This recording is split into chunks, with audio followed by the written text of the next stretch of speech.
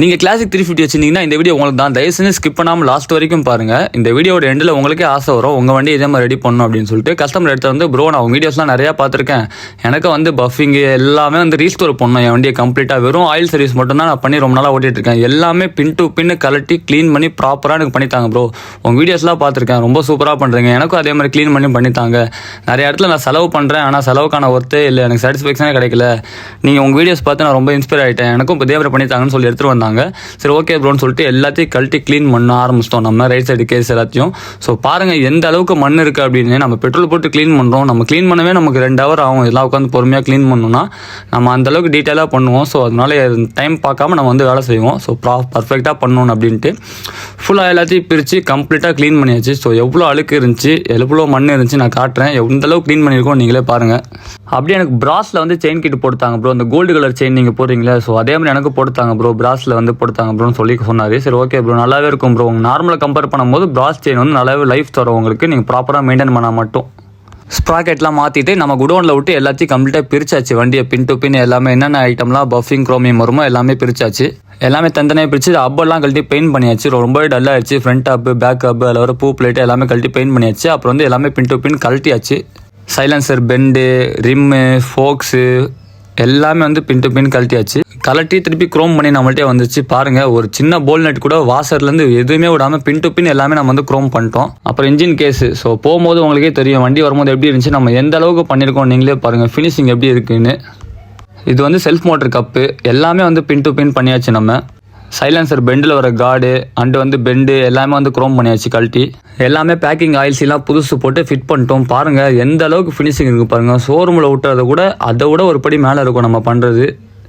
இந்த அளவுக்கு உங்களுக்கு ஃபினிஷிங் வேணும்னா கண்டிப்பாக உங்களுக்கு டைம் எடுத்துகிட்டு வாங்க, அப்போ தான் இந்த ஃபினிஷிங் கிடைக்கும். ஃபோர்க்கு பாருங்கள் எந்த அளவுக்கு கிளாஸியாக இருக்குது அப்படின்னு. ஃப்ரண்ட்டு ஃபோர்க்கு, ரிம்மு, ஃபோக்ஸு எல்லாமே வந்து க்ரோம் பண்ணி வந்துச்சுல. ஸோ அதை வந்து நம்ம ரீஃபிட் பண்ண ஆரம்பிச்சிட்டோம் வண்டியில்.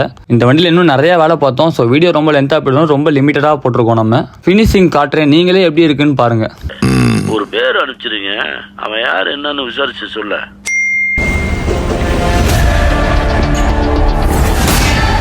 தொற்றுலையே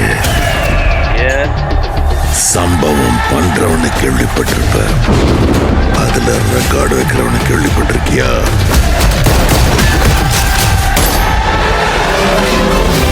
அதான் தளபதி. தொற்றுறாத ஸ்லைஸ் போட்டுவாப்ல. அத்தனை பேரை போட்டு அடிச்சியே, நீ சூப்பர் மேனா?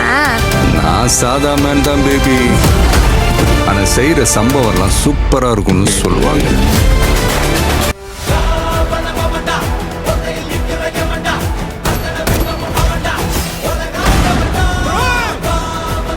மொத்த ஐயோக்கியனுங்களும் ஒன்றா நிற்கிறானே, அவங்க ஜெயிக்கக்கூடாது.